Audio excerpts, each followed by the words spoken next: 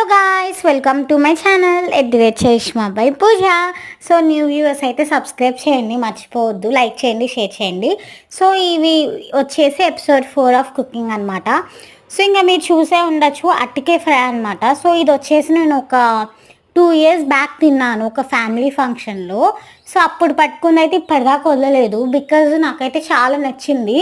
ఎందుకంటే నేను first taste చేసినప్పుడు అది పొటాటో అనుకున్నాను, కానీ నేను మా డాడీని అడిగితే మా డాడీ కాదు అది అరటికాయ అని చెప్పారు.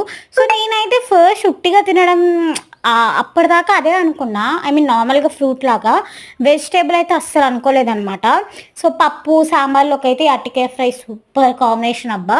మా మమ్మీ అయితే పొటాటో ఫ్రై ఎలా చేసిందో అలానే అరటికాయ ఫ్రై చేసింది అనమాట. ఒకసారి ట్రై చేయండి, ఇప్పటిదాకా ట్రై చేయని వాళ్ళు ట్రై చేస్తే ఎలా ఉందో కామెంట్ చేయండి, మర్చిపోవద్దు.